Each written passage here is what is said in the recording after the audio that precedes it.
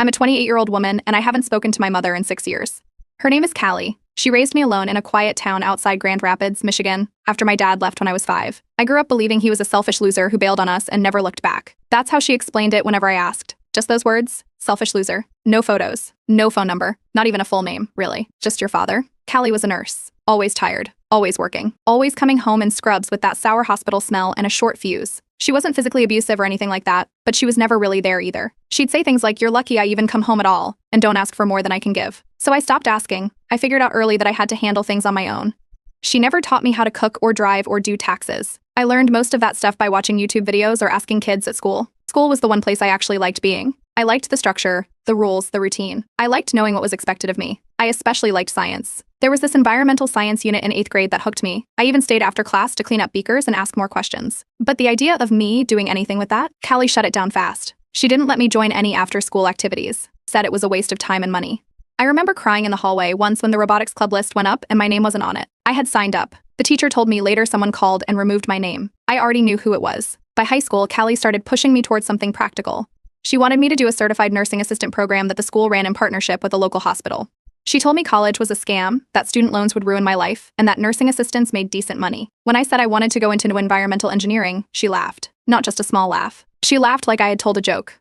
Then she said, "You're not smart enough for that kind of career. Don't set yourself up to fail." So I took the nursing aid classes. I graduated, and she used her connections to get me a job at the same hospital where she worked. I didn't even get a say in it. The offer letter was on the kitchen table one morning. She made it sound like a huge favor, like she'd pulled strings for me. I said thank you. I didn't know what else to do. She told me to stay at home to save money, but she charged me $900 a month in rent. Groceries were split 50-50. Even household stuff like paper towels and light bulbs were my half. Later, I found out she had refinanced the house and maxed out 2 credit cards. I wasn't helping with the bills. I was bailing her out. The only reason I didn't lose my mind was because of Kai. We'd been friends since sophomore year. He was the kind of person who knew how to spot when someone was drowning, even when they weren't making a sound. He kept telling me I was wasting my potential, that I was more than just a girl in scrubs changing bedpans. I didn't believe him at first, but then he started sneaking me printouts of community college classes. One day, he handed me a night class schedule with 3 words underlined: "You can start here." I enrolled without telling anyone. Just one class, Intro to Environmental Systems, paid out of pocket. Went straight from my shift at the hospital to a night campus across town. It was exhausting, but it felt like I could breathe for the first time. When Callie found out, she went nuclear. She said I was ungrateful, disloyal, reckless. She called me a failure, said I'd never survive on my own, told me to quit and focus on real life. When I refused, she kicked me out. I was 22 when I moved into a tiny apartment with Kai. The place had water stains on the ceiling and the oven barely worked, but it was mine. I kept working full-time and kept taking classes, slowly, a couple at a time. I learned how to budget, learned how to fix a broken garbage disposal, learned how to sleep 4 hours a night, and still show up for both school and work. Callie cut me off completely. No birthday texts, no calls, not even a card when I graduated with my associate's degree. She told people I had chosen my path. I guess I had. I transferred to a university 2 years later. Finished my degree in environmental engineering at 26.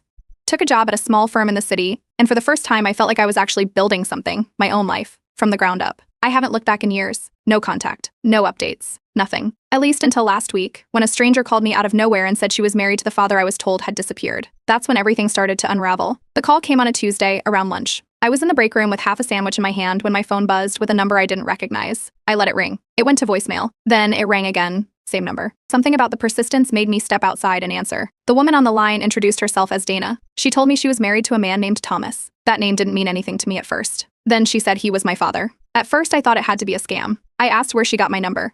She said Thomas had hired a private investigator to find me, and when they finally tracked down my full name and workplace, he got sick before he could reach out. Cancer. Fast-moving. He passed away 3 months ago. Dana found the investigator's file among his things and decided to call me herself. I agreed to meet her the next day at a cafe near my apartment. It was a small place I'd been to before, the kind where the menu is handwritten on a chalkboard. She was already sitting at a corner table when I arrived. Mid-50s, kind eyes, a folder on the table next to a cardboard box. She didn't waste time. She opened the folder and laid out a stack of envelopes, all addressed to me, all stamped with things like refused, returned to sender, or address unknown. She said Thomas had been sending letters and small gifts every year, trying to reach me. Every single one had come back. There were photos too, baby pictures of me I had never seen. One of them showed me in a car seat, a man kneeling beside me with the same green eyes I saw in the mirror every morning. There was a birthday card with a childish drawing inside, scribbled with the words from Dad. Another envelope had a letter from when I was 16, a printed email. It was from Thomas to Callie, begging to be allowed just one phone call with me. Dana said he had been in prison when I was little, 2 years for a non-violent charge. She didn't say what it was, and I didn't ask. When he got out, he tried to reconnect. Callie refused. He kept trying, for over a decade. She slid the box across the table next. It was taped shut. I took it home instead of opening it there. Inside, there were more letters, more photos. A wooden bracelet with tiny beads, each one carved with my initials. Dana said he made it in prison art class. There was also a copy of a tuition offer. Apparently, when he found out where I lived, he contacted a local community college and offered to pay for my first semester. The college confirmed it, Dana said. They even sent the paperwork. But nothing ever came to me, because Callie made sure it didn't. I sat on my living room floor for hours with that box. Then I started tearing open every storage bin I had from childhood. There was an old dresser I brought from Callie's house years ago. Behind the bottom drawer, stuffed between the wood and the back panel, I found a stack of envelopes. Some were postmarked from Florida, some from Illinois, all addressed to me. None of them opened. The one that got me was a small package with a faded sticker that read Happy Sweet 16. Inside was a silver necklace shaped like a tree. There was no card. I called Kai and told him to come over. He didn't ask questions, just showed up with takeout and sat down beside me. We went through every letter, every photo, every page of every notebook in that box. One of the letters talked about how Thomas was learning to make furniture. Another described a road trip he took with Dana to see the Great Lakes. Every story circled back to one thing. He wanted me to know him, and I never got the chance. That night, we laid everything out on my living room floor like puzzle pieces. Kai took photos. We started sorting the items by year, matching them to what I remembered. I showed him the printed email from when I was 16 and realized that was the same year Callie took my phone and told me I was grounded for sneaking out. I hadn't snuck out, but my phone disappeared for 2 months. I asked Kai if he remembered when I got that scholarship brochure in the mail that vanished before I could apply. He did. We were 17. Callie said she threw it out because it looked fake. There was a pattern forming, and it was bigger than I thought.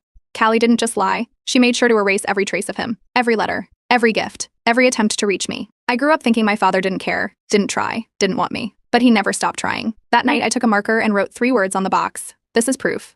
Then I picked up a notepad and started writing down every year of my life. Not what I remembered, but what was missing. All the gaps. All the things I was told to forget. All the pieces Callie never wanted me to have. This wasn't just about a box or a bunch of old letters. This was about an entire life that got rewritten behind my back. And now I was going to find out everything she erased. Every single lie. Every single time she stole something from me. I was going to uncover all of it. Then I was going to make her watch me put it back together. Without her. The next morning, I pulled out a legal pad and started listing every adult who might have known what was going on when I was a kid. I didn't expect to get much. Most people either moved away or were too distant to care. But I figured if my father was really showing up year after year, someone had to notice. First, I drove to my old neighborhood. The house next to ours used to belong to an older woman named Mrs. Noren. Her front porch always smelled like menthols and soup.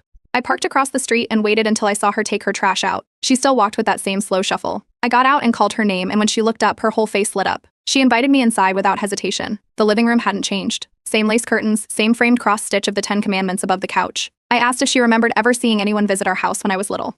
She did. She said a man used to park across the street around the same time every year. He never came to the door when I was outside, but he always left something in the mailbox and walked away looking miserable. He had tattoos on his arms, but he didn't look scary, just tired. She said one year she asked Callie about it, and Callie told her he was nobody important. Next, I tracked down the old school librarian. Miss Avery had retired years ago but still volunteered at the city library downtown. I found her shelving books and asked if she remembered me. She did. I told her I recently learned more about my father and asked if she had ever seen him. She said yes, once, at a middle school science fair. He showed up with a small gift bag and stood near the entrance until Callie confronted him. The teachers told her he wasn't on the approved visitor list. He left without saying a word. Callie told the school he wasn't allowed near me due to court orders. I checked. No such orders exist. I drove straight to the post office after that and filed a mail inquiry. The clerk couldn't give me names but confirmed that, years ago, someone requested that any mail from a specific sender address be marked undeliverables and returned. That address matched one of the envelopes I had found behind the dresser. I didn't stop there. I looked up one of my old teachers, Mr. Deming, who used to teach freshman English. I found his email on the school's alumni site and asked if he remembered a man trying to contact the school when I was in 9th grade. He did. He said someone had called asking to schedule a parent-teacher meeting. Callie called back within the hour and told the office there was no father involved. The request was dropped. Anastasia, everywhere I looked, there was something. Some scrap of evidence showing she didn't just lie to me. She blocked every possible way for the truth to get through. Then I remembered something that made my stomach twist. Back when I was still living at home and working at the hospital, I never got personal mail at the apartment. I used to think nothing of it, figured all the important stuff came electronically. But now I wondered. I called the hospital's human resources department under the excuse of updating my records. I asked if there was ever a request to redirect mail. The woman on the phone confirmed that, years ago, my mother had asked that all non-work correspondence be given to her due to a sensitive family situation. I went back to the storage bins that night and pulled out a beat-up shoebox full of old high school papers. Tucked behind a stack of random notes was a thick envelope. It was addressed to me from a scholarship foundation I didn't recognize. Inside was an acceptance letter for a full ride to a summer pre-college engineering program at a university 3 hours away. The letter was dated 2 months before graduation. I checked my old yearbooks. That summer, I was working doubles at the hospital, saving for community college. I never saw this letter, never applied, never responded. Callie must have opened it, pulled the rest of the documents, and buried the envelope before I ever knew it came. I didn't sleep that night. I started writing everything down, every person I'd spoken to, every document, every memory that now had another side. I opened a new notebook and started organizing it into years, dates, names. I labeled envelopes, taped copies of letters into pages, and wrote notes underneath. The next day, I visited my old high school and asked if I could look at some of my archived records. The counselor was new, but she let me review old files. I found one dated from senior year. There was a note, parent objected to out-of-state opportunities due to financial and safety concerns. Another file from junior year had a comment, parent declined scholarship recommendation request. I took photos of everything. Later that week, I called Dana again and told her what I'd been doing. She asked if I'd received a final letter Thomas had written before he passed. She had forgotten to include it in the original box. She mailed it to me. It arrived 2 days later in a plain white envelope with my name handwritten on the front. The paper inside was folded once. The letter was short, just 5 words. Live big. Make her watch. I pinned it to my wall. Top center. Every move I made next was going to start from there. I used 2 vacation days and filed a request for personal leave under the excuse of travel and family matters. My manager didn't ask questions. I packed a small suitcase, booked a rental 30 minutes outside my hometown, and turned off location sharing on everything. No one, not coworkers, not old classmates, and definitely not Callie, knew I was back. The rental was a basement unit with its own entrance and a fold-out sofa bed. The furniture was mismatched and the heater rattled when it kicked on, but it gave me space and silence. I brought a corkboard, thumbtacks, and the manila folders I had been collecting. Everything went on the wall. Letters from Thomas, school documents, mail records. I started building a timeline, year by year. My first stop was the high school. I signed in as part of the alumni outreach program. The secretary found my name on the list and handed me a visitor badge. I asked if I could look at any non-confidential teacher notes or archived files from my time there, especially anything relating to academic performance. She gave me a binder to flip through. There were 2 notes from my sophomore year math teacher. One said, student qualifies for district-level gifted math program, transportation unconfirmed. Another added later said, pulled from workshop, parent cited scheduling concerns. I remembered being excited about that program. I never understood why it just disappeared. I walked past the science wing and ran into someone I didn't expect, Mr. Darrow, my old chemistry teacher. He was walking with a cart full of lab kits. He recognized me immediately. After some small talk, he pointed at the visitor badge and said, "You were one of the brightest students your mom wouldn't let shine." He didn't mean it as a dig, just said it like it was a fact. After that, I went to the public library. Same small building. Same smell of old books and carpet cleaner. I asked the librarian, Mrs. Elser, if they kept public scholarship listings from previous years. She led me to the back room, where the community grant records were stored. She pulled out a heavy ledger from the year I graduated and flipped to the page for science scholarships. My name was listed for the local foundation's Science Advancement Grant. Award amount $3,000. Status, declined. Handwritten note next to it read, family declined on her behalf. The librarian paused and looked at me. She remembered the letter arriving and said she was surprised when it wasn't claimed. It had been a big deal for the town, first student to win it in 3 years. No one ever told me I'd even been nominated. I left the library and drove to my old street. The houses all looked smaller than I remembered. The one I grew up in looked the worst. Paint peeling off the shutters. Roof patched with a blue tarp held down by bricks. Ban. Lawn overgrown. A cracked flower pot still sitting on the porch. Her car was in the driveway, same one from when I left. I didn't go to the door. I stayed across the street, snapped one photo, and left. I needed to see it, but I didn't need to be seen.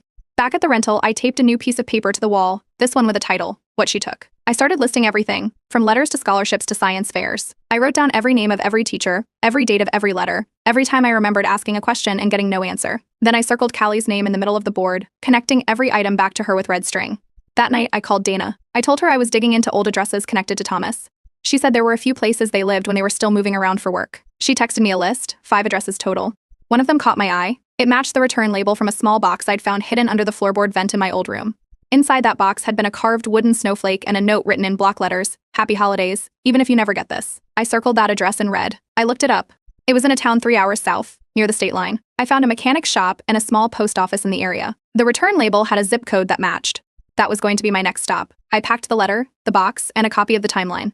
Then I pinned the final note from Thomas back to the wall, right next to the corkboard full of evidence. 5 words in all caps. Live big. Make her watch. And that's exactly what I was going to do. I left before sunrise. The town Dana mentioned was almost 3 hours south, tucked just past a state highway lined with farmland and storage sheds. The roads narrowed the farther I drove. By the time I reached the address, I was surrounded by a neighborhood that looked like it hadn't been touched since the early 2000s, vinyl siding, faded porch flags, and cracked driveways.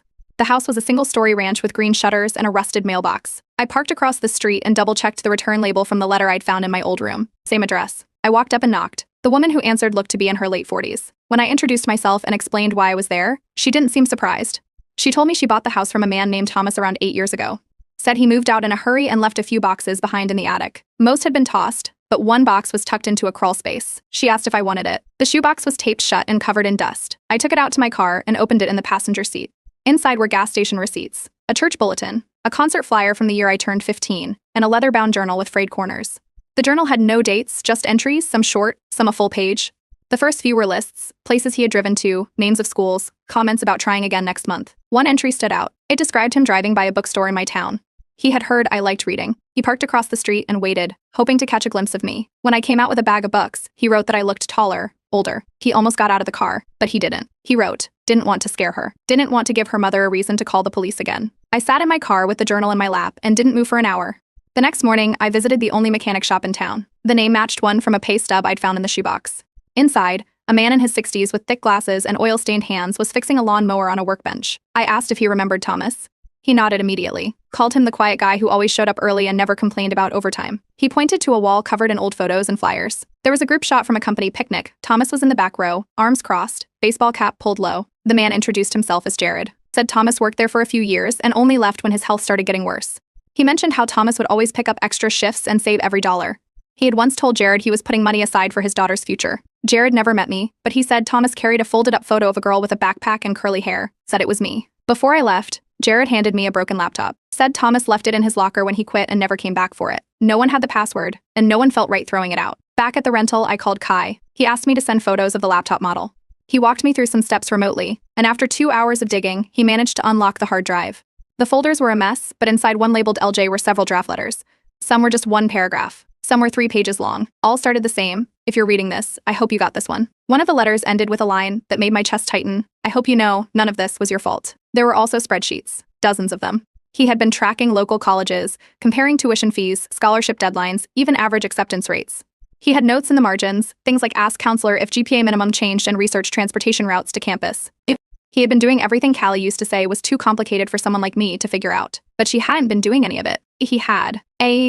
Before leaving town, I bought a thank you card and filled it out for Jared. I slipped a small donation inside and dropped it off at the shop with the words for your kindness and memory. Back at the rental, I stared at the corkboard again. Dozens of red lines connected dates, names, moments. I added a new note to the center, just beneath where I'd circled Callie's name. In capital letters, I wrote, everything ends with her. Then I underlined it twice. Isakar. I got back to the city late Sunday afternoon. The corkboard, folders, and journal stayed packed in the backseat. I didn't unload anything. I just went inside, microwaved some leftover pasta, and texted my childhood friend Marley to meet me for dinner later in the week. I hadn't seen her in over a year, but we'd always managed to keep in touch through occasional messages. We met at a quiet diner near her apartment. The place hadn't changed much. Same leather booths, same cracked jukebox. We ordered sandwiches and talked about work, the usual life updates. But somewhere between the second round of fries and the check, she leaned in and asked about my mom. I told her some of it, not everything, just enough. She wasn't surprised. She said Callie always gave her an odd feeling. She remembered how I was never allowed to attend sleepovers, even when everyone else did.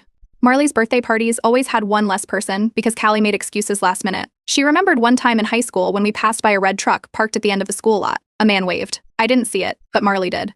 She said she thought it was someone's parent. Now she's almost sure it was Thomas. After we said goodbye, I sat in my car thinking about something that had been bothering me for a while. A few years back, I started getting strange spam calls about unpaid bills I didn't recognize. I always assumed they were scams, but the call Dana made had come through a similar unknown number. It made me wonder if maybe some of those calls had been real. I bought a prepaid burner phone from the drugstore the next morning and used it to call Callie's landline. She still had the same number, probably had it since the house was first built. I masked my voice and pretended to be a debt collector. She picked up, sounded irritated. As soon as I gave a fake name and mentioned unpaid balances connected to my legal name, she snapped. She doesn't live here anymore. I told you people to stop calling about her. She didn't even pretend not to know the name. She jumped straight into damage control, which told me exactly what I needed. I pulled my credit report that night and went line by line. Most of it looked clean, but then I saw 2 credit cards that had been opened when I was 19. I was still living at home back then. I didn't recognize the banks, and I never opened anything under those names. The charges were small: gas stations, grocery stores, electric bills. Just enough to avoid suspicion. Just enough to make it easy to ignore. I didn't confront her. I didn't call.